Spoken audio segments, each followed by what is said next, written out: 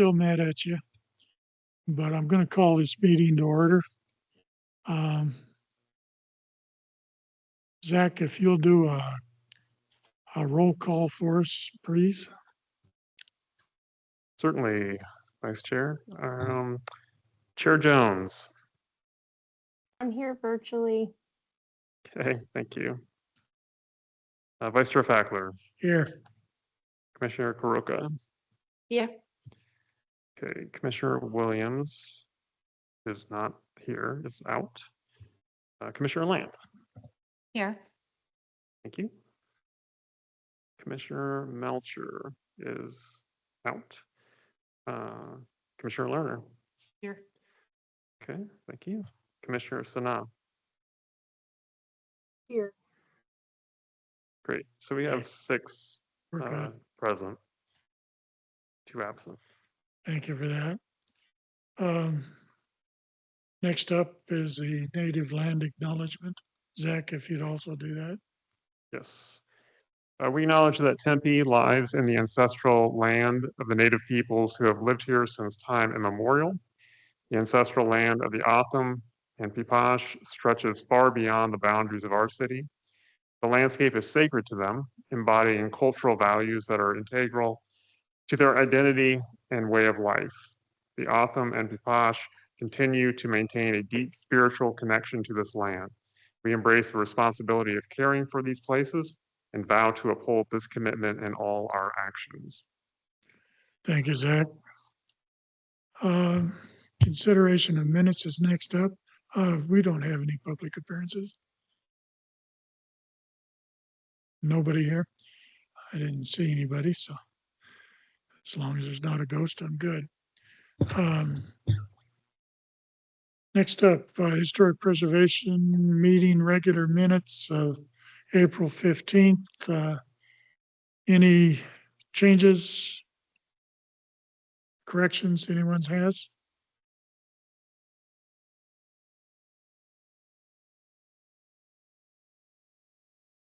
Where is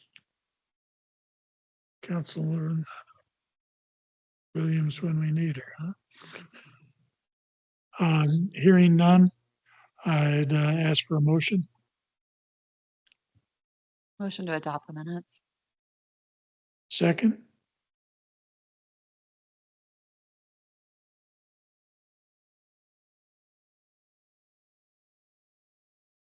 I'll second. I wasn't really, I only was in attendance for a short time, so I'm not comfortable. Okay,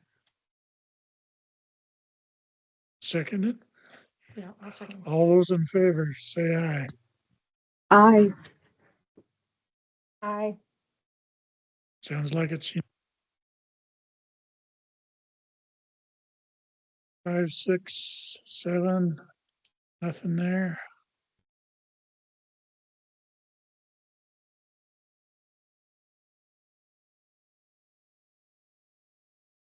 Okay, 8.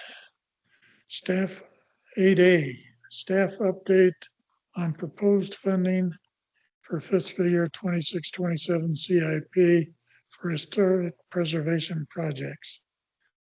Zach, is this you? This is me. Sure, yeah, thank you. So I provided this spreadsheet, which I'll go over with you. I provided as part of the meeting, or part of your packet that you received a week ago. And so these are what I've labeled historic preservation related CIP projects.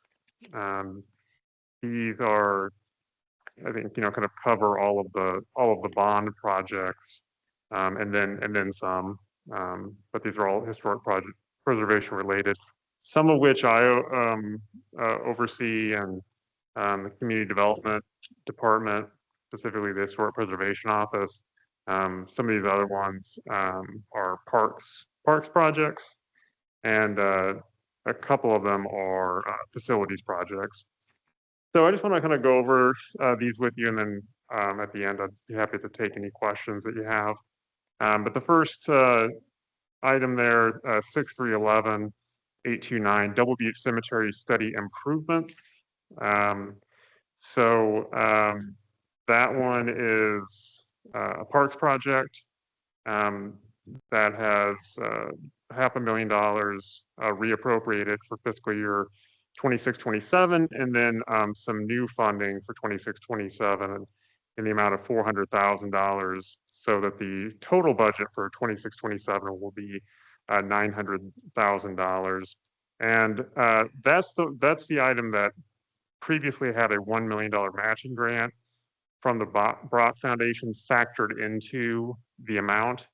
And the asterisk there, you can see at the bottom, I've explained what's going on with that money. Nothing nefarious. It's just I talked to Alex Jovanovich from Parks about this, and it's just been moved to a separate non-CIP grant fund cost center. And the reason was really just to kind of keep it separate from the CIP, since it would be tracked a little differently and spent separately. The next project is Hayden Butte Restoration. That's just a simple reappropriation of $500,000, similar to the Loma del Rio restoration, which there's a little bit of spending to kind of get started on that project this fiscal year. And so $450,000 is being reappropriated, no additional new funding for that. Double Butte Cemetery Restoration. Now we're getting into some of the items that the Historic Preservation Office oversees. It's just a reappropriation of $500,000. There'll be some additional money requested for that against another bond initiative. Another $400,000 will be requested in subsequent fiscal years, either in a lump sum of $400,000 or perhaps in over the course of 2 fiscal years, $200,000 each year. Just haven't worked that out yet, but that's, if you're noticing, you're thinking like, oh, I thought that number was larger. It was, but that's probably because we were looking at a spreadsheet or something, or a document that included kind of the projected funding for future years. Next one is Eisendrath. Can I interrupt you just a point of Yes, you can. clarification? Yep. We've got Double Butte Cemetery, study improvements, and Double Butte Cemetery restoration. Mm-hmm. Now, it looks like 1.4 million total between those two projects. Yes, I think so. I'll take your word for that. 1.4, you're right. Okay. Yeah. So the Double Butte Cemetery study improvements would include that would include not historic, but also non-historic elements of the cemetery. The one that says Double Butte Cemetery restoration that's dedicated funding just to restoring the historic elements of the cemetery, historic features of the cemetery. Thank you. Yeah. Can I just follow up with a question? Sure. So I appreciate you clarifying the difference between the study improvements. Where will the Jerry Brock funds be spent? How will those be for the historic elements? Will those be for the whole cemetery? Do they get divided between both needs? I don't know that that's been determined yet. I mean, I think we had this question before, and the question was, was the Brock Foundation grant set aside, or was it donated with the intention that this would just cover historic elements? And that was not the case. So they'll be spent on cemetery improvements. How much of that ends up going towards historic elements, I'm not sure at this point. So, and then for the cemetery study improvements, some of that will also go towards historic. It won't just be the 500. Right. Right. Yeah. Okay, Correct. thank you. All right. And then let's see. Next, we have Eisendrath Adobe restoration. So over the past, really almost, I think, 3 years at this point, the city has been kind of, section by section, restoring the Eisendrath House, Adobe, doing those improvements. It just finished a third section. And now the only remaining section of the house is the northern section. And so at this point, kind of the funding had been exhausted in 25-26, fiscal year 25-26. And so staff had requested, and again, I should have pointed this out at the beginning. This is, we're still waiting for approval of this from council. So these are the staff recommendations, I should note. But anyway, so staff is requesting an additional $400,000 to complete that final section of the Adobe restoration on the Eisendrath House. And so that'll give, a fiscal year 26-27 budget of $400,000 for that item. Next is the Endangered Historic Property Acquisition Fund. That was zeroed out in part to purchase historic buildings downtown, as we've discussed in the past. And then also there was a carve out for, and this is what I'm just going to describe here in a minute, a carve out of $750,000 for the Walker House rehabilitation. So that's what that funding is for. So it's still in that fund, but it's to be used for the Walker House rehabilitation. So that has a total budget for fiscal year 26-27 of $750,000, or a proposed, I should say, budget of $750,000. This one called Gonzalez Martinez House report. There's quite a bit of funding. There's a few different items that are that one, but for just simplicity's sake, just kind of included it under this one item. It's just a reappropriation of $463,316 for fiscal year 26-27. And so that's city. Again, that's city CIP funding. It's most of that, that funding has been there for actually a number of years, kind of, waiting to be used for stabilization, potential stabilization of the building, also for to assist in rehabilitation of that building. And again, still the intention and the requirement will be for the developer to pitch in and assist, of course, in that rehabilitation effort financially. So there's been some, money spent out of that, a limited amount. There will be another about, I believe it's about close to $20,000 for a brand new solar lighting rig that will be coming in several weeks. And that'll be used for security purposes, the Gonzalez Martinez House. All right, and then the next one is Downtown Historic Core Plan, Historic Context, and Historic Neighborhood Studies.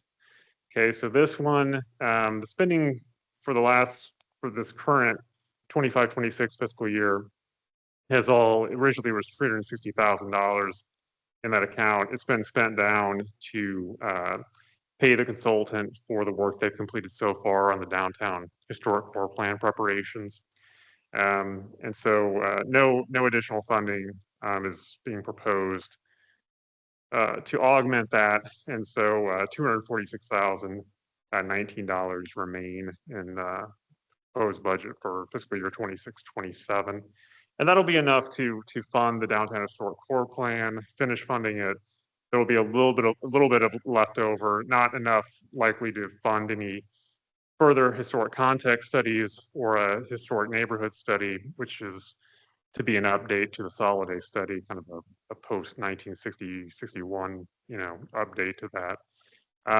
So the idea is that probably in subsequent years, funding, pending, the availability of that funding pending, we'll try to get some additional monies to complete some of those other studies. Next one is historical building maintenance. So that's coming out of financial services facilities specifically. Reappropriation there of $951,505, an additional ask of $357,000 for a total fiscal year 26-27 proposed budget of a little over $1.3 million. So that's, that's to cover maintenance of all the city-owned historic properties. So that's, anything from, Hayden House to, the Hayden Flour Mill to Elias Rodriguez House, so on and so forth. Okay, and then the next one, let's see. Oh, Peterson House deck replacement. I just included that project just so you know what's happening with that. That project is I believe is pretty much completed at this point, and so there's no reason to to extend or keep open that project, and so the spending has been exhausted, and there's no additional funding being requested for that one. So that will close out at the end of fiscal year 25-26, as will the city-owned historic buildings deficiencies project fund. It's currently at zero. It's been fully utilized for 25-26, and so that one will be canceled out as well. So again, like I mentioned, projected or just one of those projected funding beyond FY 26-27 is not included. And then another project that you may have been wondering about is the homeowners exterior rehabilitation assistance program for historic properties, which I think our former city engineer said was one of the longest names for any CIP project, which I was very proud of. But the anticipated start date for that one is fiscal year 27-28, so that's why it wasn't included. And so, it's been part of the 5-year cycle, kind of going back a number of years. But just because something's included in the cycle under kind of like a projection, it's not guaranteed to make it into. Now, I do hope and anticipate that funding will be approved for next year around this time for fiscal year 27-28. But again, just like anything, it really depends on the city's needs and budget at that time. So so that's kind of where we're at. A lot of the spending for these projects that were kind of bond initiatives or using bond money, has been, a lot of it's been spent. Some additional funding has been added, and then some bond funding, like with as I mentioned, with the Double Beach Cemetery restoration, that's kind of projected out beyond the upcoming fiscal year. You're not seeing that included here. So those monies that I mentioned previously, that's kind of bond supported, part of bond supported projects. It's all accounted for, but you're not going to add this all up and come up with $9 million. But that's I'm just trying to help explain why that is. But everything's on track as it should be. So, any further questions about that? Commissioners? Shereen? Just have a couple of questions. Do we have, and maybe you did this before I joined the commission, Hayden Butte restoration and Loma del Rio restoration, have we seen the plans for that? There aren't really any plans for Hayden Butte restoration at this point. What's $500,000? There's no plan for what to use it for? Well, the plan is for no, I thought you meant like specific like plans, like drawn up plans, but no, the plan is to use it for improvements like erosion control, trail work, things like that. And then same with Loma del Rio, maybe some additional signage too, some interpretive signage, kind of similar to Loma del Rio. There'll be some signage, some new signage put in, and then potentially some work with some of the just improvements like with the walls there, making them more like secure, and then also trying to prevent camping, being used for camping. So the idea is to actually like lower some of the walls. Um, and yeah, so those are kind of the ideas at this Loma point. Del Rio needs some significant restoration work, Mhm. not just signage. Signage, yes, but it needs, Yeah. it's not in good shape. A question on the Gonzalez Martinez house. We've been commenting now for a while about our concern that it's falling apart. And nothing has happened, and the developer is kind of letting demolition by neglect. Mhm. I see there's, the 400,000, and the developers have to commit. But if this house continues to deteriorate as it is doing, that may not be enough money. And at what point, what happens at that point if the developers continue to not protect that house, if things just continue in that vein? We don't want to end up with something where it says, well, we don't have enough money, so we're just going to let it go. Mhm. So what's being done? I know that there was a review with the developers supposedly going on, but, Yeah, I was gonna give you an update on that, during the staff updates portion, oh, but, okay. no, it's okay. You asked, that's a good question. It ties in, so I'll just give that update to you now. But the developer had, has previously hired Bob Graham of Motley Design Group. And, uh, the developer had asked after our meeting, the staff meeting with the developer to, inspect the house. And he did that. I think it was sometime after the last, HPC meeting, maybe like mid to late April. Um, yeah, so he and his team visited the house, and he gave me a little bit of a report here, and I'll just read what he wrote here in part. He said, he took these photos, by the way, of what you're seeing on the screen here. He said, we have inspected both the interior and exterior of the building. While there have evidently been some unauthorized intrusions, no noticeable new damage has occurred to historic elements, and no weather events appear to have had any impact. The temporary shoring and boarding appear to be functioning as intended. And then the developer also informed me that Bob Graham is working on finishing a rehabilitation plan for the property. And so the plan is the plan will obviously help to inform how to approach the rehabilitation. And I mean, both the developer and I've spoken to developers, members of the development team like multiple times. Um, and like city staff, I mean, they recognize the need to begin kind of work, whether it's, most likely probably stabilizing the Adobe as soon as possible. So we're just like waiting to get that rehabilitation plan to review it, and then just move forward. But the first step was to kind of go into the house and check it out. And I want to point out one feature here. First of all, this far right photo is the east wall. This is the temporary wall, framed wall that you see over here. This is where the Adobe wall had fallen down, most likely due to some type of foul play. Someone perhaps broke in. It seems like we don't know for sure, but seems like they probably did something to push it down.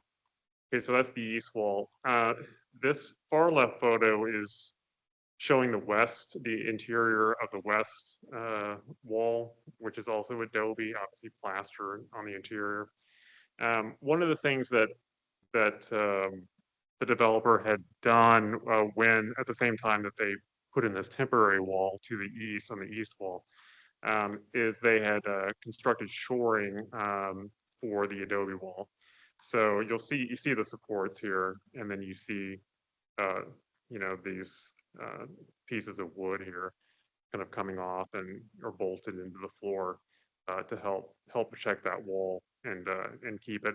And that was all done like under um, Bob Graham's observation and based on his recommendations for how best to help protect that wall. But yeah, I mean, but nobody's thinking that okay, we're good. But again, the idea is to move forward as soon as we can to begin that restoration work. And the city's, Ryan LeBake and Jeff Tamulevich and I have let developer know too that we're more than willing, to if we need to get things, started off, if we need to, dip into that city funding, to get things going. And they understand that, and we're more than willing to do that. it doesn't matter to us, but the developer also understands that they, have a financial responsibility to this as well. And city funding is obviously not going to cover, the full rehabilitation by any means. Could I ask as a follow-up to that? If, Mhm. if they're looking at it going, well, let's use up the city's money and then we'll just throw in the little bit left that is needed. I mean, how much is the developer supposed to commit to this versus the city? Or is the city always supposed to pay the lion's share?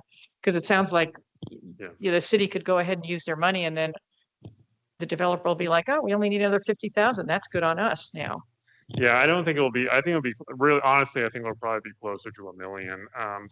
But again, that's just an estimate and that's including, may or may not be including the Adobe stabilization, which a few years ago was probably going to cost, according to Reggie McKay, upwards of like $150,000.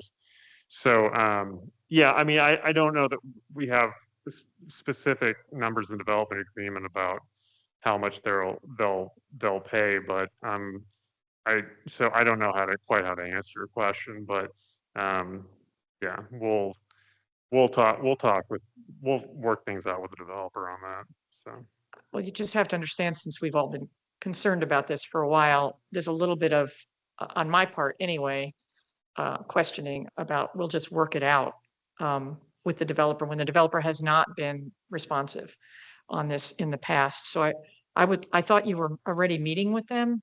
I think you had mentioned we had seen the agreement and that there was going to be some discussion. Maybe you've already had the dialogue with them. we have, But yeah. my concern is that literally they'll sit back and let the city spend the majority of their money. And then we don't know what happens after that. I would like to see them putting forward what they're supposed to be doing and get the Mhm. specific agreement so that it's not sort of a vague, the developer will do what they're supposed to do, because we don't always see that. Yeah, well, I mean, and also, I mean, I also just, well, I understand your suspicion, but sorry, I lost my train of thought for a second. Let me hang on a second. But yeah, I mean, the thing to understand too is that, there's a lot of moving parts with that development agreement. So I think there's an assumption, I'm not saying there's an assumption on your part, but I think there might be on the part of some commission that somehow the developer is like not abiding by the development agreement. And I wouldn't say that that's accurate. There's a lot of moving parts in order for them to, in fact, in order for them to begin the rehabilitation or to even come up with a rehabilitation plan, they're supposed to receive a portion, they're supposed to receive the parcel. And that hasn't happened yet. So I think that there's opportunities for both the city and the developer to kind of work more closely to kind of get things going. And I don't want to, I mean, I'm not here to like, I'm not, here to defend the developer, but at the same time, I don't know that it's fair to say like, they've just been dragging their feet or not doing what they're supposed to be doing, because I wouldn't really say that that's accurate. So I think I think you can understand when we see the building falling apart. That's why it's not suspicion of all developers. It's when somebody lets a building like that fall apart. That's where the suspicion is. right, And this is something the commission has been talking about for a while. I understand. So I really would appreciate it if we can see something start to move with that, or get the Right. developer to come and say to the commission, or send a note that says, yes, we're committed to getting this done. Something that says this will happen. Because otherwise, honestly, I'm just going to keep asking these questions to keep them in the record about the That's concern. about fine, and I'll keep giving you the same answers, but, and that's fine, you're free to ask those questions. And I appreciate it. I mean, I think it's, the feedback is helpful. I mean, I think it's, the developer is certainly concerned about it, as they should be. The city staff, concerned about it as well. And so, I think that, I hope that, when providing you, this is my point, is that, and again, I realize that often I come to these commission meetings and I think like, wow, I'm gonna give you guys some information, you're gonna be happy about it, and then it's just, no, but, that's okay. It's not your job to be happy about it. Your job is to ask questions and push on some of these things. But regardless, yeah, I hope that I've attempted to provide you some information about kind of where things stand and that we're not just resting on our laurels, at this point. So, Before we leave that, yeah. you mentioned earlier that Bob Graham has been told to move forward with the rehabilitation plan. What is the timeline on that? And by I was timeline, told, I mean, when will that be seen by the commission? I don't have an answer for that at this point. First of all, we'll have to get the plan, staff will have to review it, and then we'll figure that out. But I've been told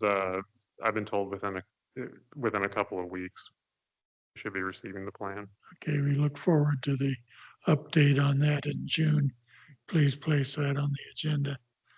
May I, Commissioners, any others? may I ask about this Sure. photo? Look like on the left, am I seeing daylight? I'm sorry, daylight? The Yeah, photo on the left, does that mean it's like opening there? it's probably in the roof, yeah. I mean, the roof definitely needs to be repaired at this point, yeah. I have heard Adobe's biggest enemy is moisture, so it seems like, I don't know, even turf. I don't know, maybe that's not the right thing, but look like they're not doing anything. It's really concerning when they are shoring, but they are not doing the fundamentals. Well, I mean, certainly Perfect. the Adobe's already exposed, just below that, so it's, I mean, your point's well taken. So, yeah, I mean, certainly it needs to be covered and fixed. But also just covering over, Adobe could also potentially lock the moisture in, which could cause more damage. So it has to be done Okay. carefully, and we don't want to we don't want to make a fix that's going to be long lasting rather than just try to cover something over and end up making the problem worse potentially. Okay, I'm just curious. I remember this developer came in here maybe 2 or 3 years ago. To It's been Probably, for a yeah, while. sounds about right. So they have some kind of time limit in the agreement. Is that like 10 years? I don't know. we're way beyond that. Yeah, so. Right, I'm but just curious again, there's certain when you get benchmarks it have to done. be met by both the city and the developer. And, again, they haven't necessarily been met. So it's the plan is still active and the developer is, yeah, still bound in the agreement, as is the city. One additional question on that. Do we know where they stand with the city of Phoenix? Do they know how much land they are losing to that?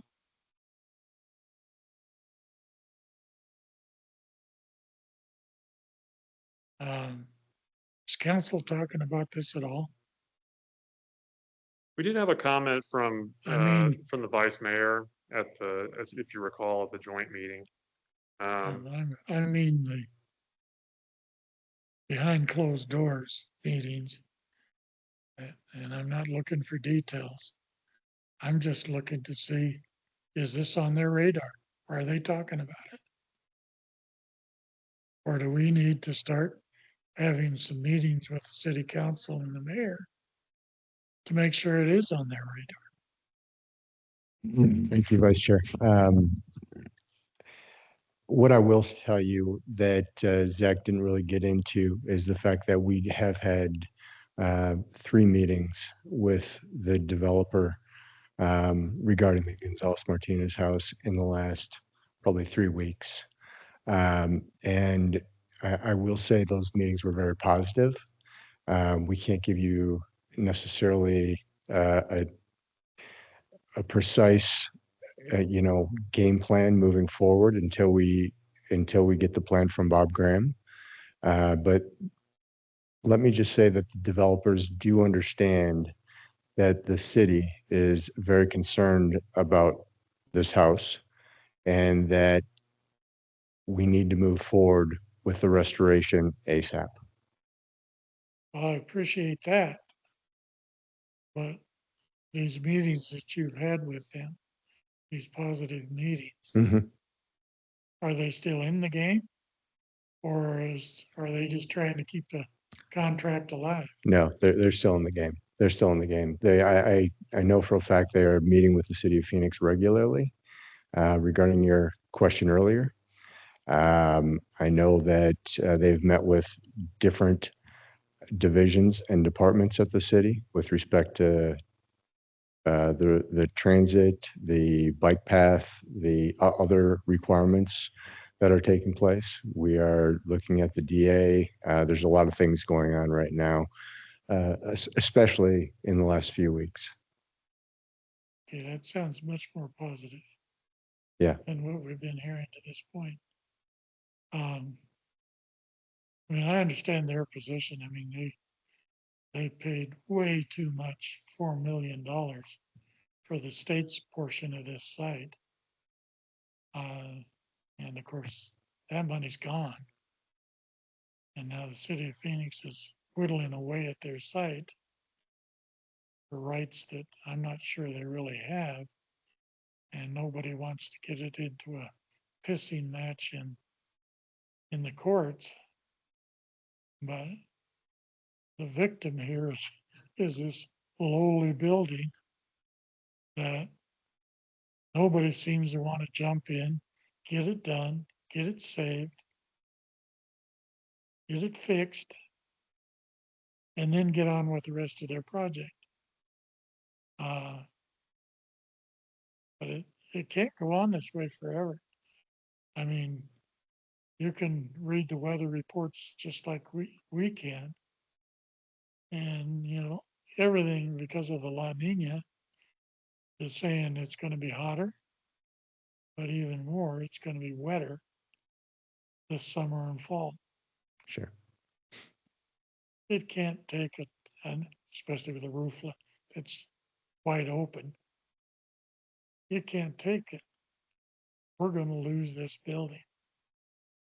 And putting up a replica Dobie isn't what we're looking for.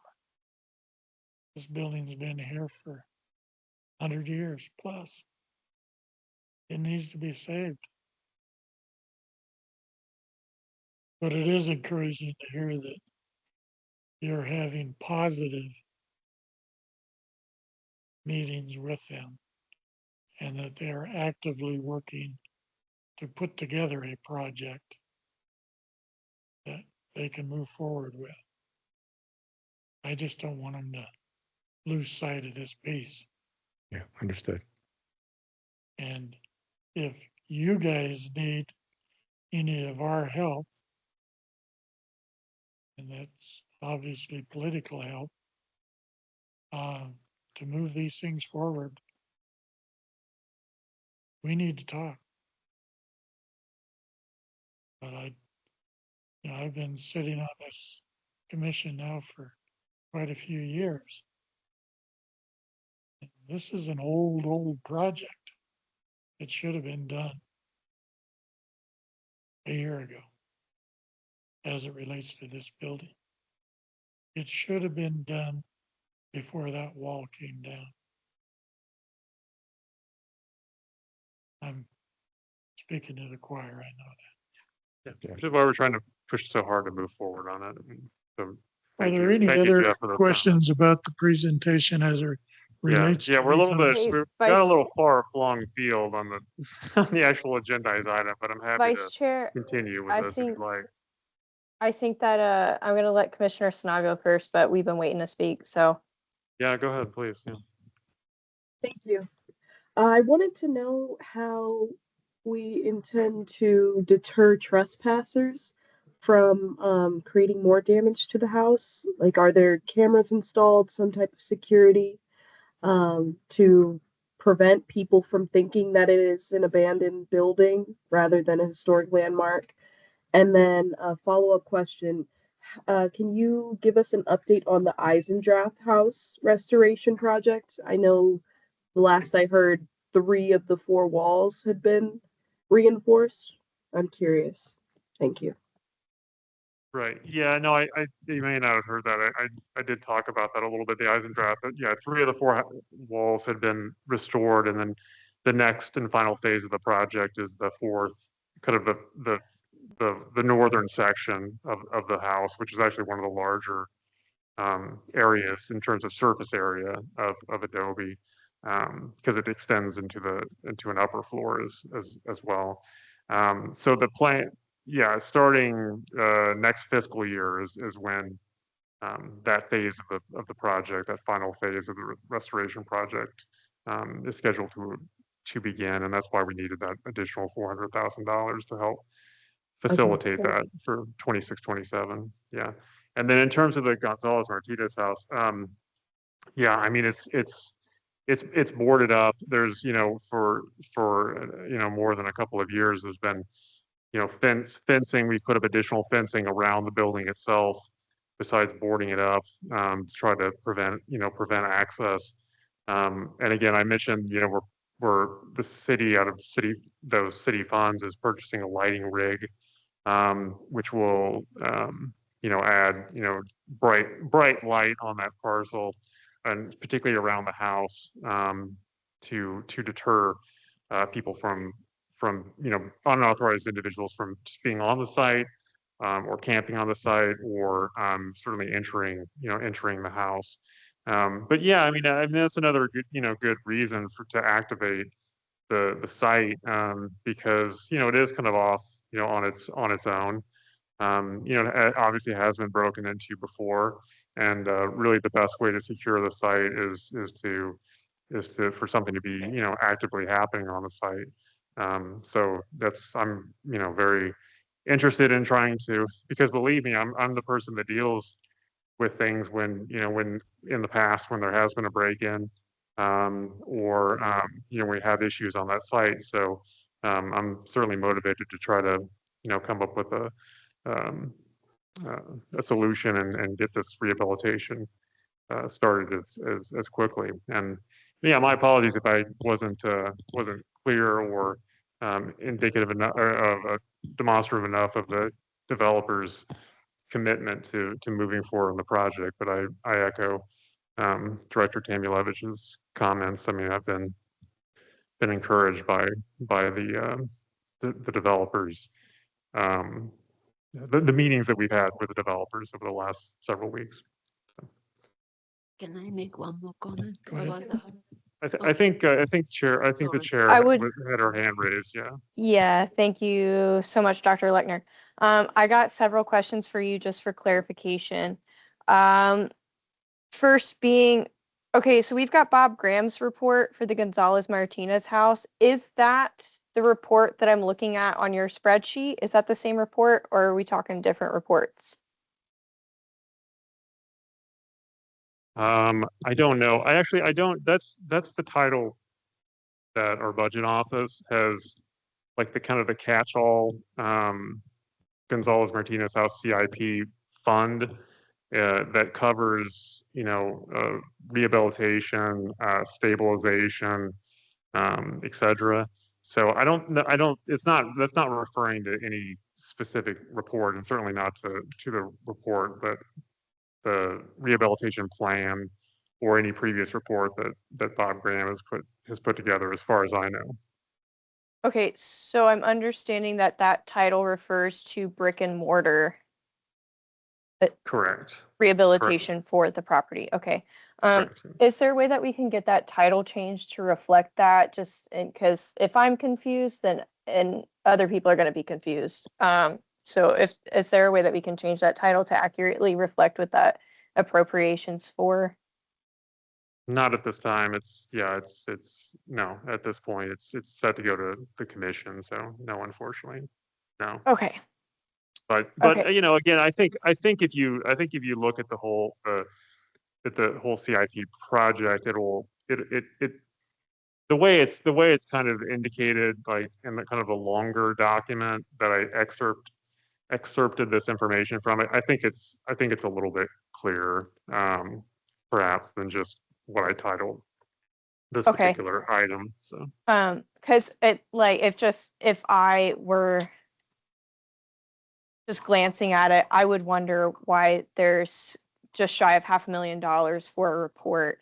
I don't want to get hung up on it, but just maybe in the Yeah. future, can we list like report and like brick and mortar assistants? I don't know, something to that effect. Yeah. I think that would make it more clear for the actual decision makers. There's a breakdown of like on the CIP, the proposed budget that staff is providing to council and for adoption coming up here.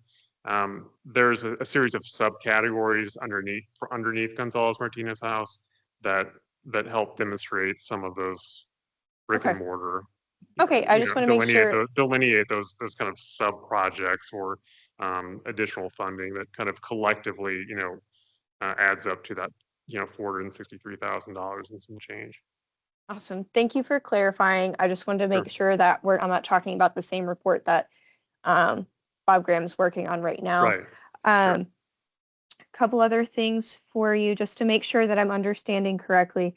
So I understand that we have the 246 approximately $1,000 left for the downtown historic core plan. Are you saying that whatever we have, is that money fully appropriated towards that plan, or is the leftovers going to be rolled into a historic neighborhood study should there be leftover? That's the latter Okay. point or question. Yeah.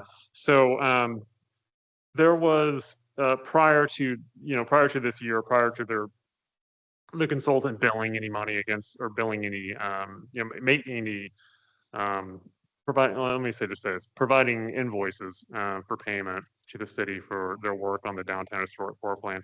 There's $360,000 in that. By the way, that is not bond funding. That is general fund reserve, cash reserve, I believe. But it's not bond funding because bond money can't be used it can be used for reports. It can be used for that kind of a project. So, but anyway, just wanted to clarify that. So yeah, the idea is that right now, there's a little over $300,000 that's budgeted for that plan. And we expect that, don't expect that to go over budget. So anything left behind would be rolled over. And then, yeah, potentially, hopefully augmented in a subsequent fiscal year so that we could start knocking out some of those historic contexts or even the historic neighborhood study. Okay, that's really helpful. Thank you for clarifying. When we get closer to that time, I would love like a little bit of an extended heads up to myself and the commission so that we can start to get our thoughts together for what areas that we want to look at. Well, and we certainly can do that. I will say, just for informational purposes, that CIP, the description for that CIP had included, and again, this is based on recommendations in the historic preservation plan, had included a Native Americans in Tempe historic context study, as well as a Mexicans and Mexican Americans in Tempe historic context study, and then basically like a 1961 to circa 1980 historic neighborhood study to kind of be like volume 2 of the Solid A study from Right. 2001. Right. Yeah. Okay. Okay. I just want to make sure I'm understanding where we're heading. So thank you for clarifying. I got a couple more things for you. The Hayden Butte restoration that Commissioner Lerner was asking about, are those plans for restoration, is that the recommendations that were included in the preserves plan? What are the recommendations what I had mentioned about potential like erosion control and trail development? Yeah, like did this originate from the preserves plan? Yeah, I think so. I don't know to be honest, I don't know if the CIP was created. It may have been created a little bit before, but certainly it was at least being formulated when the preserves management plan was being developed. So, yeah, I feel confident that the concepts in that plan did inform, the work that's kind of generally speaking. And again, we don't have plans, concept, for that work yet. Yeah, they were being used to inform that rehabilitation, kind of the general kind of things that need to be done, as I said, just a Okay. moment ago. Yeah. And thank you. And the preserves plan will be used to inform the restoration Yes. efforts. Sure. Okay. Yeah, absolutely. Yeah. Yes. Okay. Last thing for you. Thank you. I know you already got asked about the Double Butte Cemetery improvements versus restoration. I do remember us discussing the confusion and challenges associated with the rehabilitation of the historic features, which the most endangered ones are the headstones. Right. Has there been any clarification on that? Or are we still working through that issue? I'm sorry, what is the clarification Like, that you're looking for? because we're looking at rehabilitating, we want to use the money most effectively, right? So we're looking at Yes. the rehabilitation of the most endangered historic resources to address. And Mhm. those are the headstones. Right. And I remember the challenges associated with locating families and determining who can and can't do what. Have we had any progress on those discussions yet? Yeah, I believe I gave an update, maybe a couple meetings ago.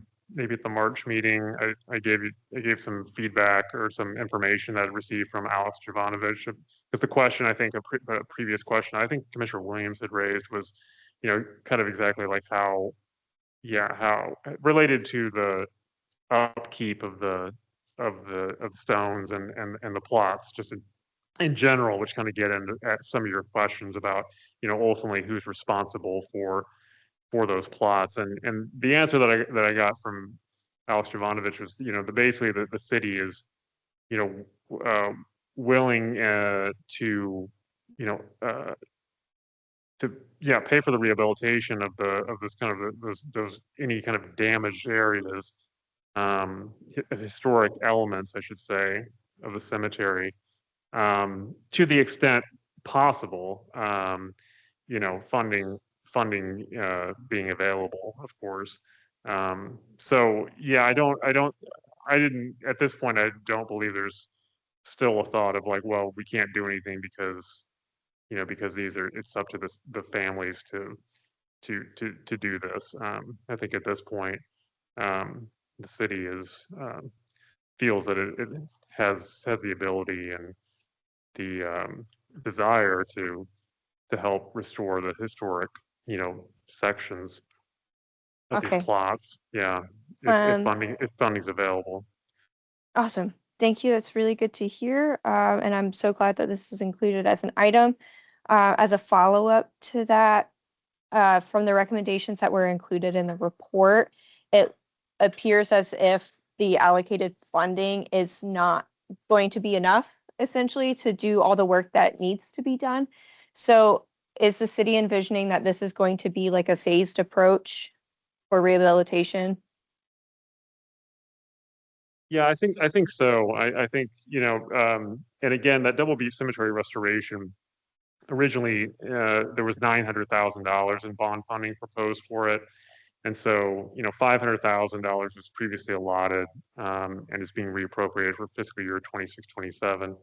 And again, the idea is that, in fiscal year 27, 28, additional money will be requested, 2 to 400,000. So whether it's 200,000 in 27, 28 and 28, 29, or they say 200,000 or 400,000, all in 27, 28.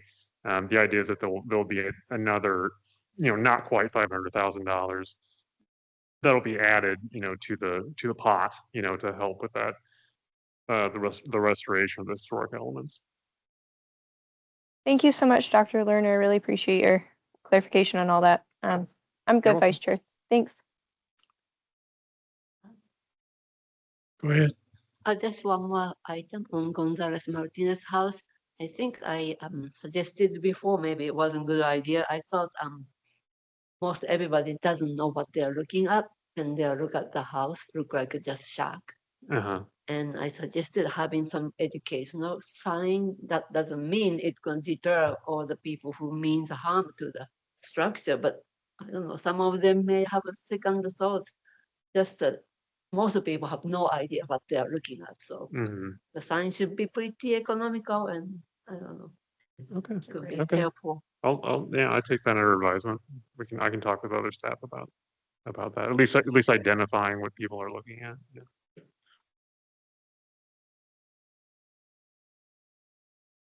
Kathleen. Well, that leaves me.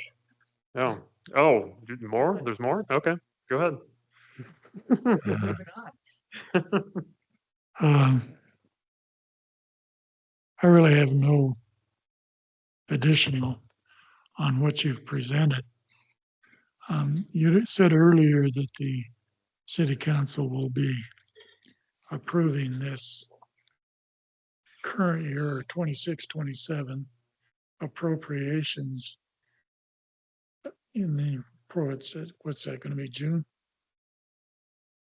You know, Ryan, with the meeting date for the council to approve the budget?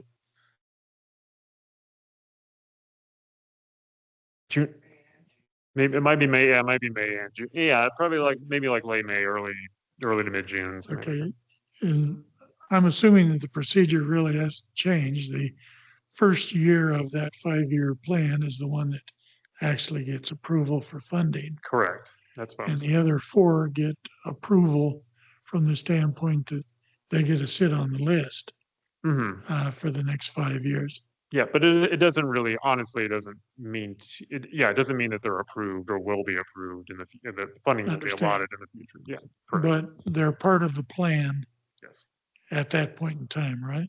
yes. Uh, Are you still Economic Development Director? Can you come up, please? Yeah. Zach did a great job on the community development, but I'm more interested in what's in play on the economic development side of the issue. Specifically, if you look under economic development, under the 5-year plan, including some funding in the upcoming years, you've got Hayden Flour Mill project, you've got historic sanctuary building restoration and improvements, Priest Yard building abatement and demolition, and redevelopment property acquisitions. Over the course of that 5-year plan, that all comes to $50 million. The ones that obviously we're most concerned about or interested in is the Hayden Flour Mill project, which during that 5-year period is got a little over 18 million associated with it. Correct. Historic sanctuary building, another 5.3 million.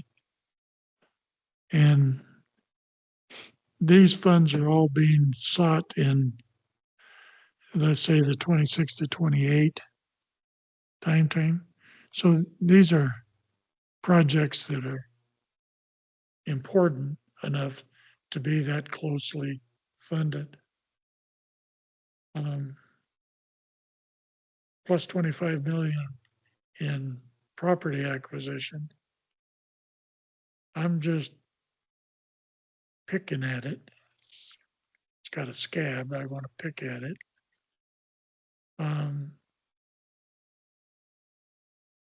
Have we got some projects on the flour mill that are in the works, being talked about, and could make significant progress, not only for the flour mill, but possibly for the visibility of the butte from Mill Avenue? So what we have going on with Flower Mill right now is there's two aspects of that project that we're working on. We're working on the trailhead, and we are working on a plan for the rehabilitation of the flour mill itself. So that's something that we just had a meeting about it yesterday. And we are making decisions on how we're going to spend that money to rehabilitate the flour mill building. I don't have specific details, but we're working with an architect who's been contracted with the city at this point. That's RSP. It's correct. Okay. And they presented for the very first time to staff yesterday to talk about, sort of the issues, the non-issues, and their suggestions on how we move forward. We have an upcoming meeting with them next month where we're going to sort of pursue that a little bit further. But we do have that 18 million that you're talking about. And, we want to make sure that we're smart on how we, address the issues utilizing those funds. My follow-up to that is, why is it under economic development and not community development, historic preservation? It could be in either. I agree. Yeah. But I think it's just something that when I was not overseeing economic development, it was sort of, it was decided that it would be placed in economic development. Okay. Yeah. When would we be brought into to hear about what's going on in the Historic Preservation Commission? At what point then would we get some insight on, I understand it's very preliminary discussions, but before a final plan is approved, would we get access to providing some input into the plans that are going to go on? Into, for example, restoration. Yeah, for for the flour mill and Yeah, I mean, the right butte, now, I'm assuming we're going to be involved in because like I said, we don't have a plan at this point in terms Right. of, I'm the thinking future down of the that road. building. Yeah. We're looking at, sort of like we are the Gonzalez Martinez house at this point. How can we get it to the point where we can utilize it in the future, where we can get people inside? That's sort of the strategy at this point. And slowly but surely, we're putting together sort of a game plan as to, what the best strategy and tactics are to do so. I guess all I'm asking is that the commission get brought in at some point. Sure. I recognize right now it's very preliminary, Yeah, but that, we don't find out about things after you've done all your approvals. sure. No, That's all. we'd be happy to provide you with an update. At this point, like I said, it is very preliminary. Yeah. Well, and I'll add, any rehabilitation of the building will, because it's a locally designated building, will have to, potentially have to come before the commission for a certificate of appropriateness for approvals. So, yeah, so. We just like to figure out whether it's appropriate a little bit earlier in the game. Nice thing about it is you're the director over both departments. Yeah, And could be seen that way. I guess what I'd ask you and Zach is on future briefings on these CIP projects, that those two departments be put together Mhm. and presented to us, because virtually everything on the list, other than the pre-CR under economic development, is historic in nature. And again, the wording of these is really strange. And I'm going to show my ignorance. The historic sanctuary building, is that the church over here? That is. Okay. I wish you'd just say it. The church. I think we originally had defined the church, the sanctuary, as the portion that was actually not getting demolished. So that's why that name has stuck. Okay. Yeah. All right. Thank you very much. Absolutely. I appreciate it. Thank you. Zach, I'm gonna leave you alone. Okay. I We still got, I appreciate mean, it. we got another agenda item, so I you know, don't, I you know, don't, you don't have to yet, so, but, anybody else, any lagging questions yet, or are we good on that subject? And thank you, Zach, for your presentation, sure.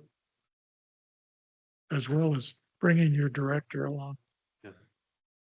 Okay, next on the agenda. Item 8B. Request for recommendation of adoption of proposed amendments to the City Code Chapter 14A-11.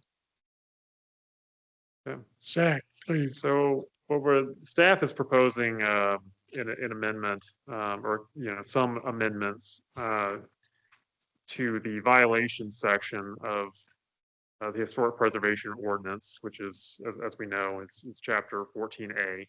Violation section is specifically 14A-11. And so I've included on this slide, and as was included in the documents that you received prior to the meeting, a markup version of section 11 of the violation section. And so any text that you see there in all caps is new text. Anything crossed out is obviously being deleted. So really nothing is being deleted other than just some reordering of some items.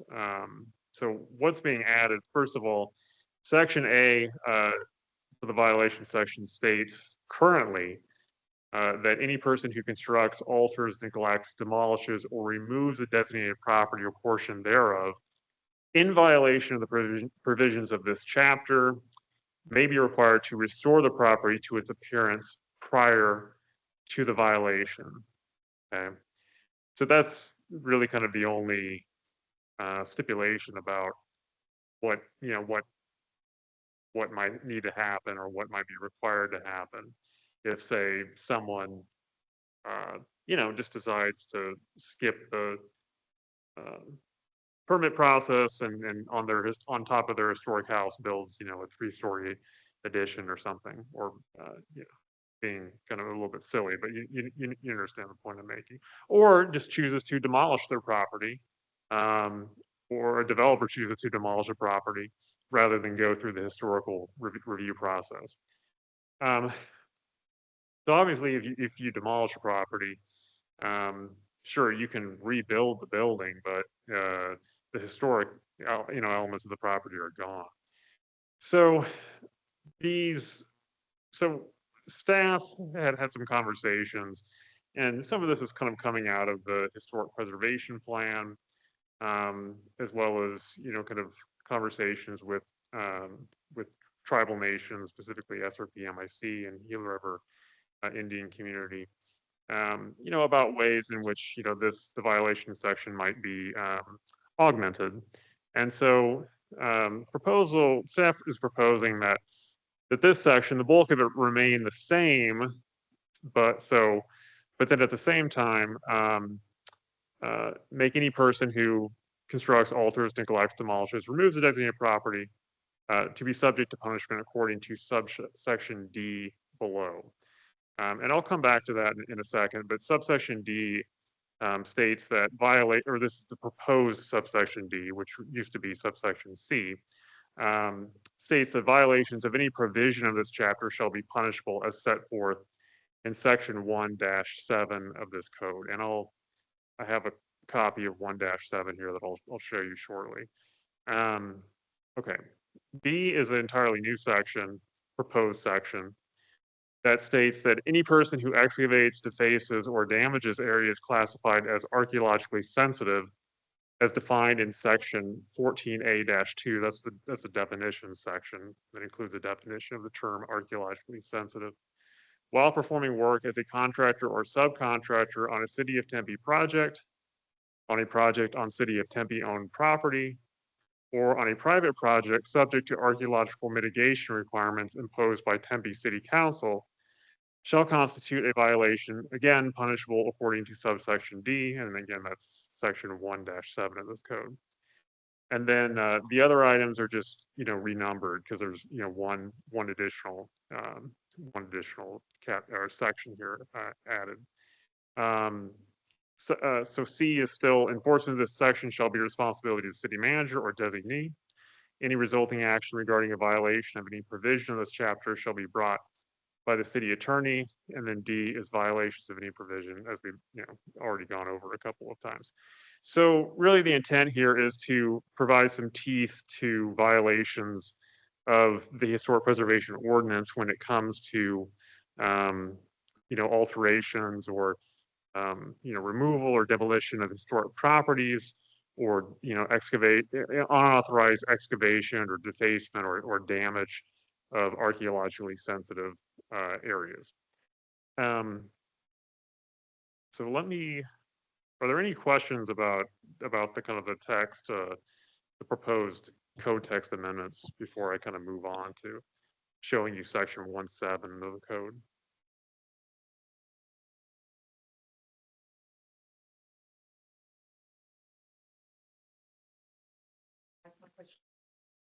Okay.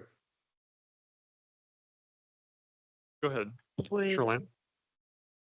so the way this reads is maybe, or maybe I'm misconstruing it, is property owners or people working on projects, would this be applicable to somebody who, say, pushes a wall down in a historic site or tags by a petroglyph? Are those the kinds of things that you're, okay. It could be, perfect. yeah, potentially. Okay. Yeah. And so it really would just be up to whether the city attorney decides to bring, or staff, decides to recommend, and then the city attorney decides to bring action, and then up to a judge, to determine whether, obviously how to rule. I mean, the court system works. But section 1-7 of the code, and I'm not going to try to, act like I'm an expert on this part of the code. But section 1-7 is kind of toward the beginning of the code, general penalties, civil penalties, fees and collections, continuing violations. So rather than kind of go through and like read, all of these items, what I'll say in general, because you've had a chance to, you may have had a chance to look at this, and if not, we can try to talk about it in a little more detail. In general, this is kind of guidance. Some would call it, fairly general. I would say general. I wouldn't say vague, but I would, but essentially this section gives a judge quite a bit of latitude to determine a punishment, for a violation that is under this section. So basically, the first category, the first determination they could make is whether to make the violation civil or criminal, right? And so, regardless, they they could fine someone up to $2,500 for a violation. Okay, obviously, if it was criminal, they could, be imprisoned for a term not exceeding 6 months, or they could be fined and potentially imprisoned. I'm not necessarily anticipating that, and again, I'm not, we haven't, no one's been prosecuted under this because it hasn't been approved, of course. But I wouldn't anticipate that violations of this section would typically be criminal in nature. Probably most of the time, it's going to be civil. So we're looking at, probably a fine, and perhaps, a repeated fine if it's, multiple violations. So really just to reiterate, what this section does is it just gives a judge the ability to, determine whether a violation is civil or criminal, and then, how exactly to levy levy that punishment. So they've already had, in terms of the historic house, if somebody, for example, puts a big old addition under their house or lops off part of the house, already they may be required to restore the property to its prior appearance, but then this is an addition to that. And then with archaeological violations, there really wasn't anything in the code previously punishing that. And so, this would be a new, kind of a new violation, essentially, under municipal code. And I think it's very important too, because, it will help, provide a little bit of, leverage in trying to discourage people from, not following archaeological policy at the municipal level, at least. So I understand, you'll probably look at this and you'll say, well, $2,500, that's like a drop in the bucket for a developer. But, that's really kind of the maximum fine that can be imposed under this. The idea, I think, though, is that, obviously, if let's say, a contractor or subcontractor on a city project, is convicted of a violation of this, that's obviously a pretty big black mark, in an industry where reputation is very important.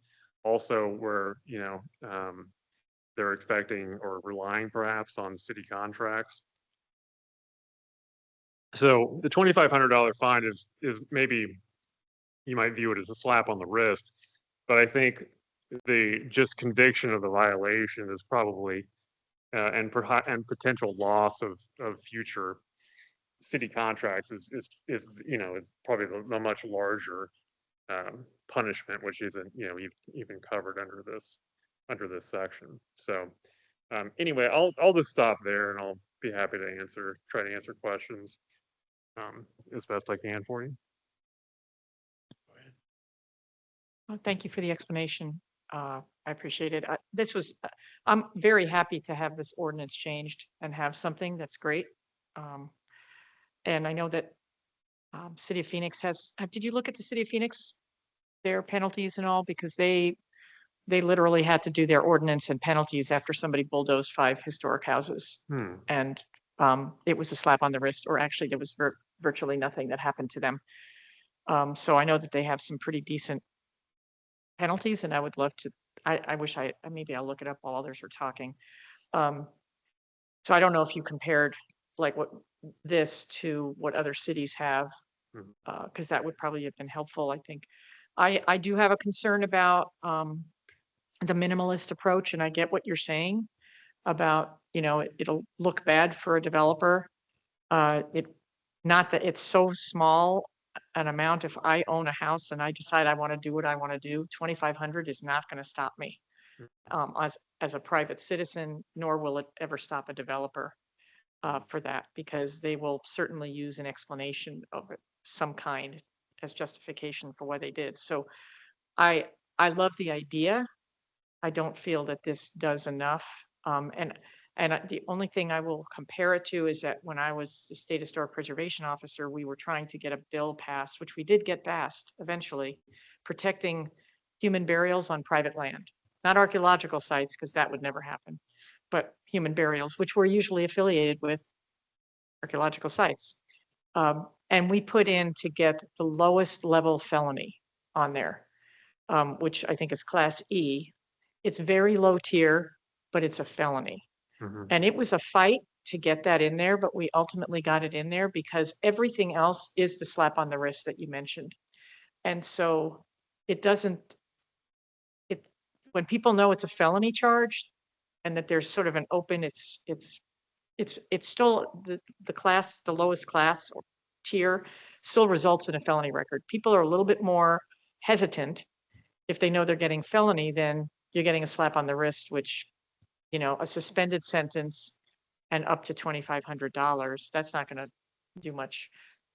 I love the idea, like I said, but that was a lot of negotiations but we were able to get that. And so I guess all I'm saying is it would be great if we, and I'll look it up while we're all talking, what other cities have put, because this, it's a wonderful idea to have something, but if it's such a minimal thing, I don't know that it does a whole lot to discourage Yeah.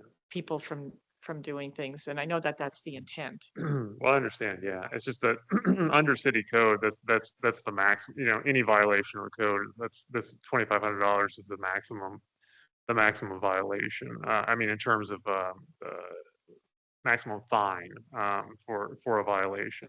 So to make a special case for, a historic property, you'd have to amend other portions of the code. And then, that then becomes a lot more complicated. So, yeah, I definitely see what you're saying. And I've said similar things, in kind of preliminary conversations about this, but, I mean, this is what we've had multiple meetings with staff, and, and including the city attorney's office. And this is what we felt like we could reasonably support, and make a staff recommendation.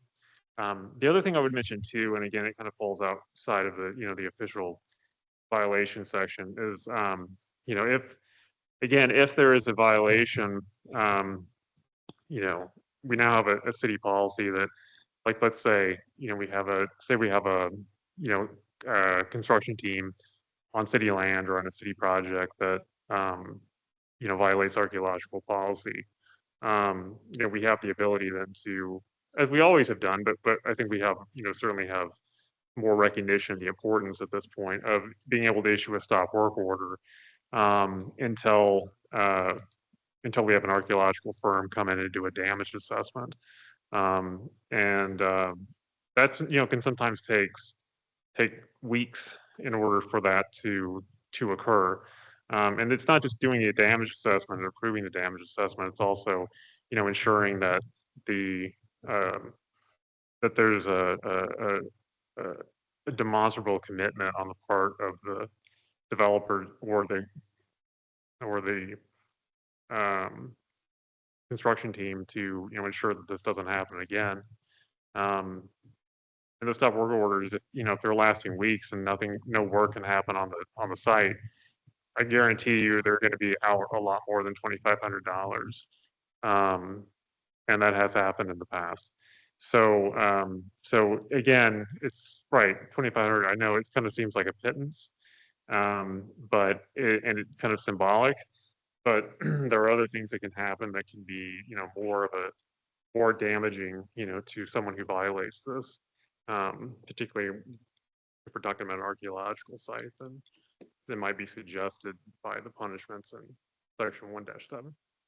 So just, I appreciate that explanation. Is that something that could be written into the code though, to stop work? And again, I just looked up the section 816 for City of Phoenix, just for curiosity. And they do have unpermitted work, exterior work in HP zones is a class 1 misdemeanor, which is basically the same as what you're talking about here. They also have stop work orders, restoration costs, and civil penalties that are part of that. So the 2,500 is in line with what you've got, but they have other things in there that are required as part of it.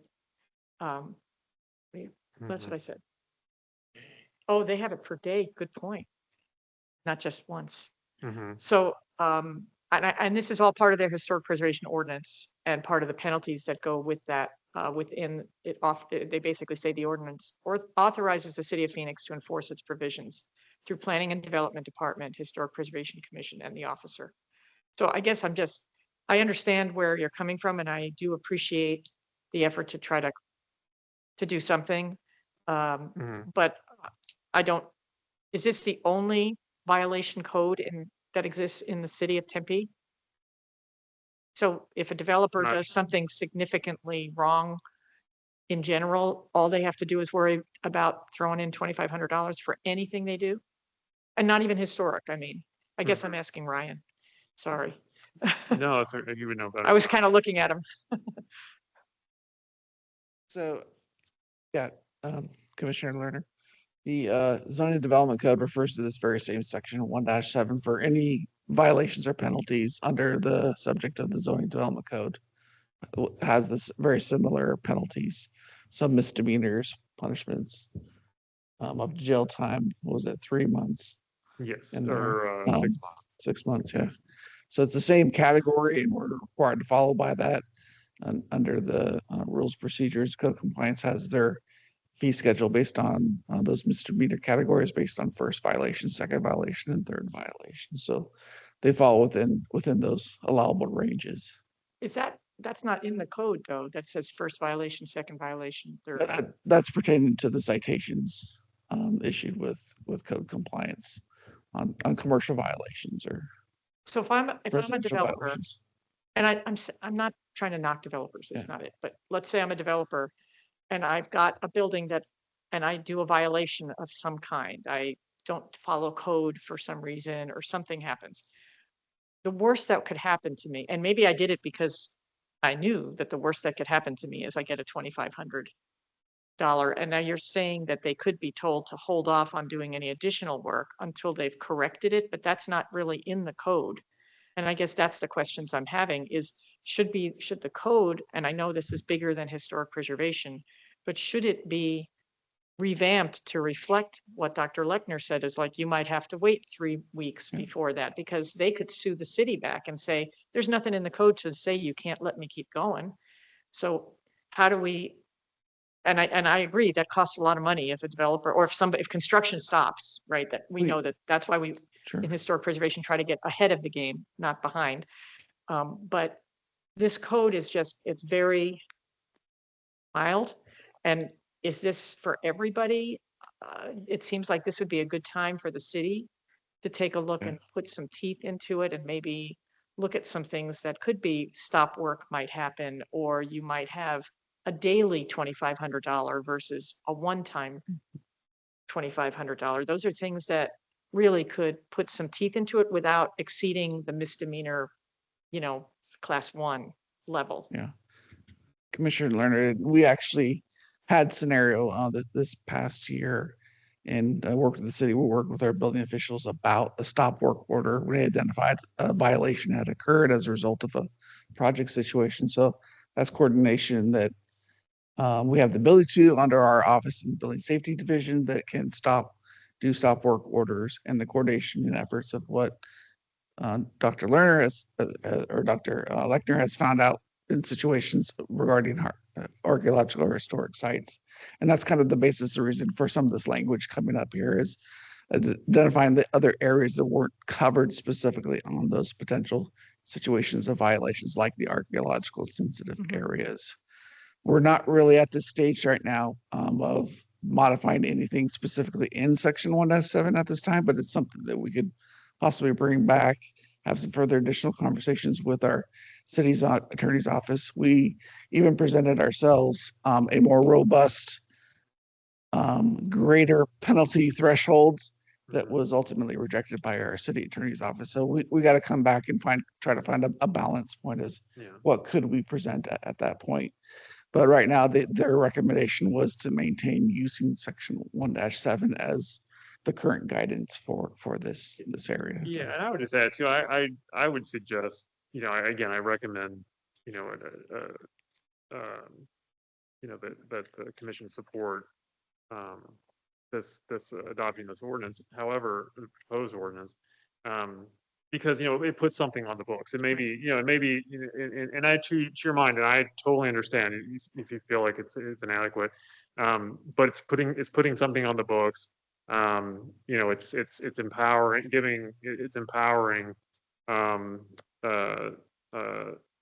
co-compliance department and our legal system the ability to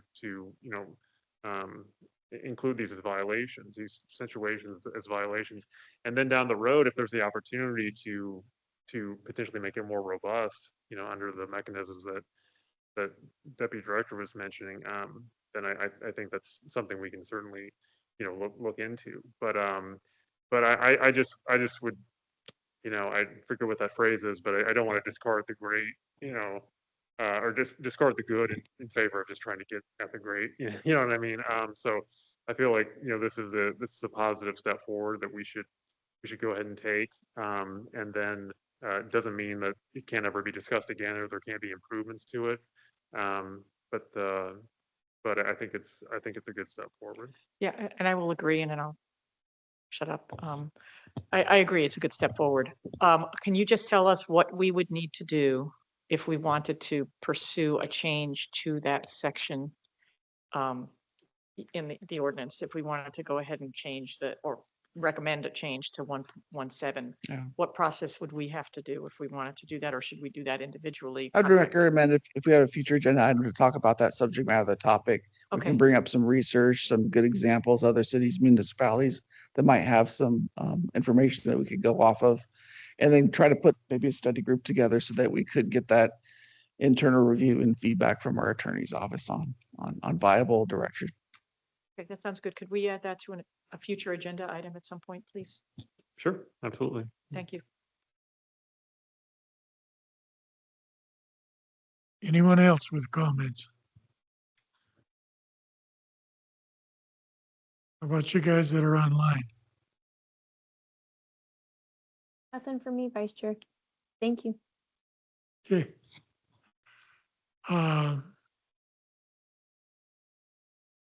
Zach, this doesn't say it's a request for feedback. Were we supposed to give you some kind of vote on this? Yes, the request is for a recommendation of adoption. So that would be a vote. This would be a voting item.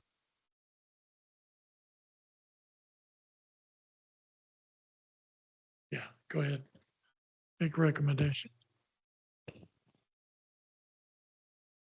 I'll move that we support the adoption of the proposed amendments to City Code Chapter 14A-11.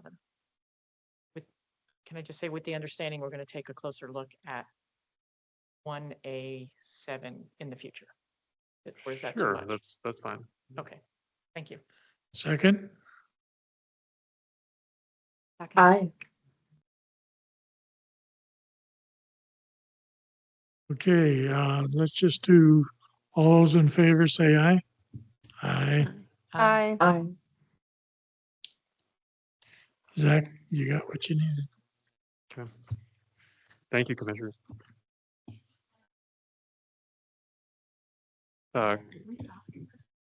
No, Commissioner Sanada, did you second the motion? No, I said aye early. Oh, okay. Did we get a second on that? It was- It was, okay, I see. Okay, I'm sorry. All right. I just want to make sure because we had one where we didn't, in the past, where we didn't second the motion and then we had to do it again. So, okay, great. Okay, thank you. Okay, item 9 on the agenda. Chair and staff updates. The chair is no longer online. So, staff. I am Well, sure. online. I thought I was gonna blow that by you. Yeah, nice try. I actually have no updates, but I did ask Dr. Lechner for a slew of updates, so I'm just gonna let him get on with it. Thank you. Commissioner Lerner, did you want to give your update first? Yeah, I just wanted to remind the commission that on May 20th, we're having an event to preserve or to raise funds for the restoration of the World War II barracks. And we'd love to see, I'm saying we, I'm not on the foundation board, but the foundation, Historic Preservation Foundation, is doing that. If you look up on their website, the Historic Preservation Foundation, there is there's information about it. Although maybe, Dr. Lechner, would it be okay if I sent you the link and then you forwarded it to the commission Yes. for the event? So I'll do that. That's May 20th. It Yeah, should be a I lot- think I previously did, but you can send me the most updated version. I'll forward it. Sure. That would be great. I appreciate that. So that would be, that was one thing just to remind everybody and hope folks can attend. It should be a lot of fun. We got 1940s music. We're getting into the whole theme of it all. So that should be fun. So that's one thing. And then the only other thing was, could we for the future put up on the agenda to talk again about the neighborhoods being proactive on trying to get neighborhoods, just, I'm not saying which agenda, but some future agenda item to go back to having that discussion. Okay. Please, thank you. That's all I had. Thank you. May I mention a couple items? I'm Not- sorry, yes. Go ahead. Oh, sorry. Not to make up for the missing joint meeting, but I did go to the foundation meeting with the speaker from SRPMIC, Angela Garcia, I think Cultural Resource Division. She talked about what the importance of cultural restoration for them, the tribe, and actually it was for 3 hours. And I just realized how ignorant I was, and it was really good. Also today I joined the webinar for Camp NACO, and they are doing rehabilitation. And despite they got the arson twice, and they are working to reuse the camp, and it looks like to open maybe like in a year, something. If you have a chance, you may want to visit. It sounds very interesting. Community engagement was really robust. It was not just a presentation and response, and so it could be a good case for us to follow. Thank you. That's it. Zach, go ahead with yours. Okay, thanks. Thank you, Vice Chair. So just quick update on the downtown historic core plan. So stakeholder meetings were completed in March and April. By my count, there were 1, 2, 3, 4, 5, 6, 7, 8, 9, 10, 11, 12, 13 different meetings with mostly groups of folks. You'll recall there was a historic preservation focused stakeholder meeting on April 2nd.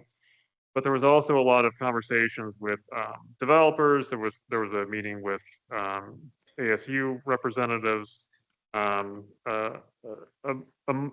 meeting with downtown businesses that was much better attended than the prior one back earlier or late last year. So some good robust conversations are being had there.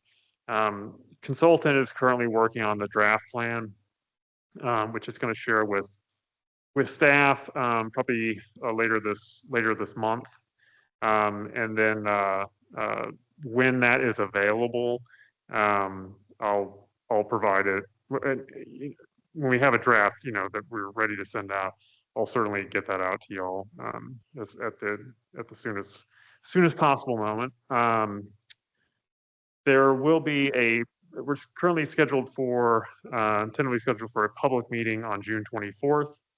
Okay, so that's just a broad kind of public meeting.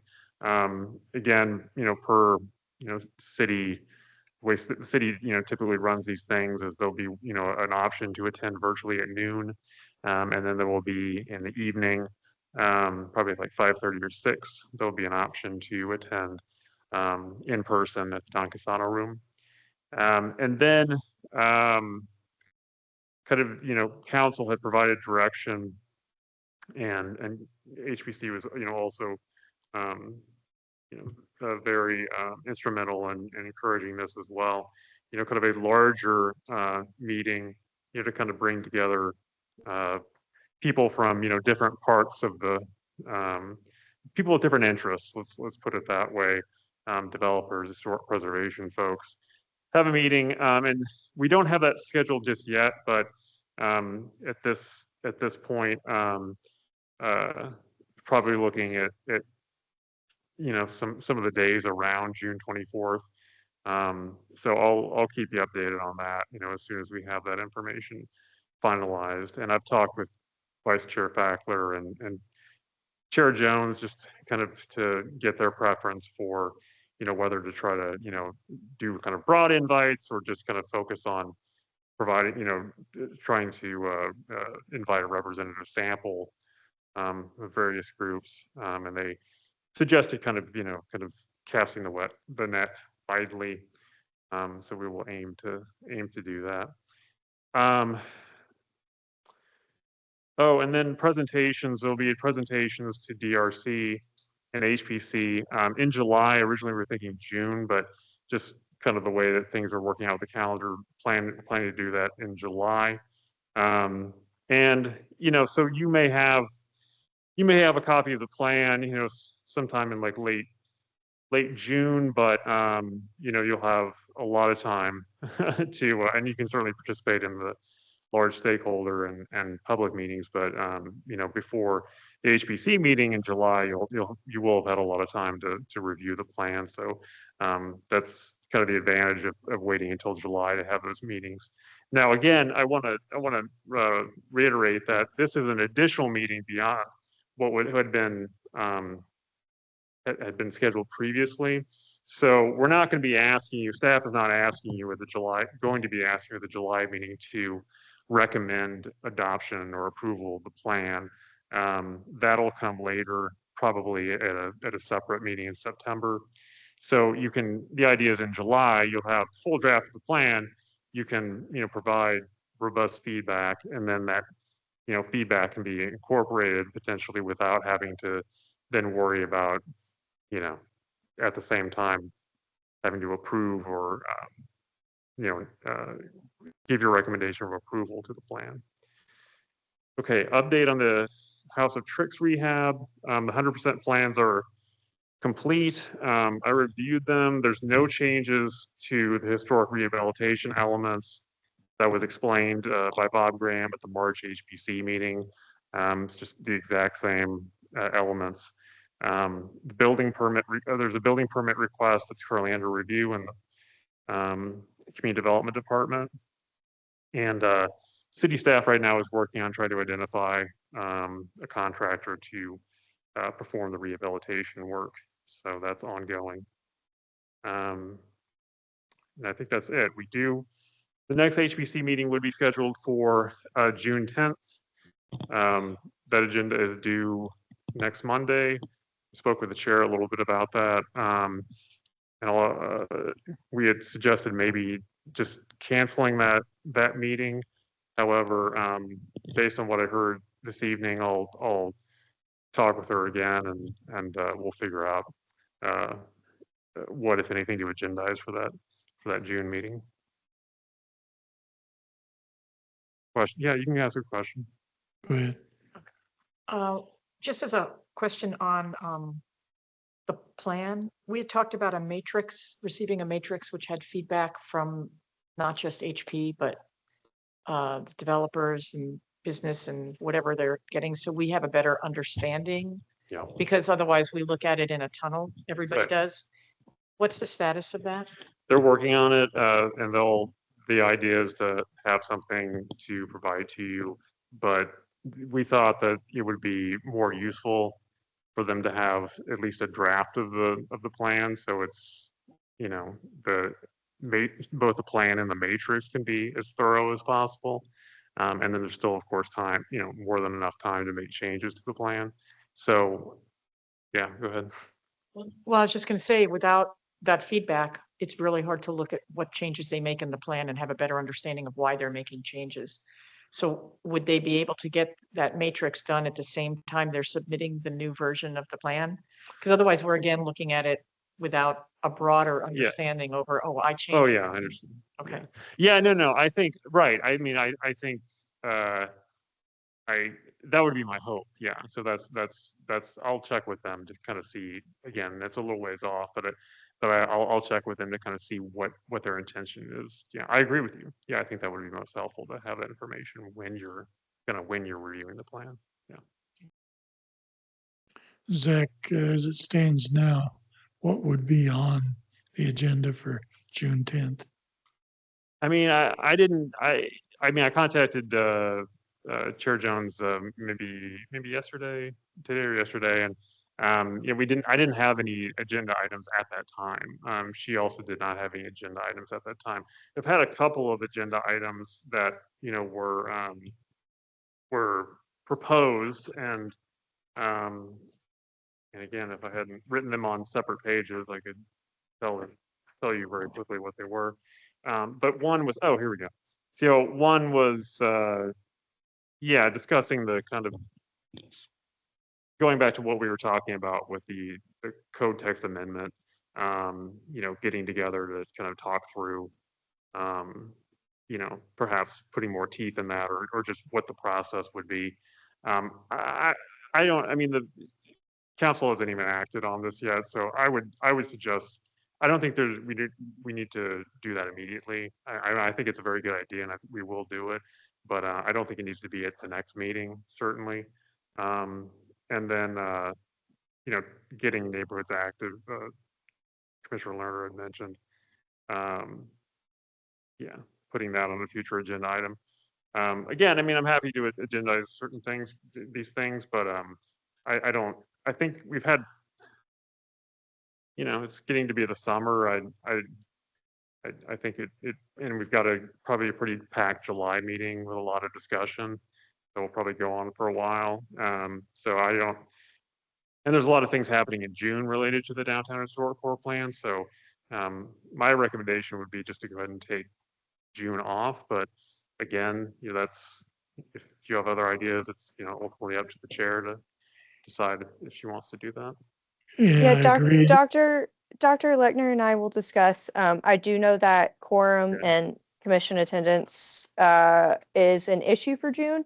So we'll take this information and we'll discuss and have an answer to y'all by Yeah. Monday. Sorry, Chair, I wasn't trying to put you on the spot there. No, not at all. I just want to be transparent. That's all. Yeah, we'll talk about it.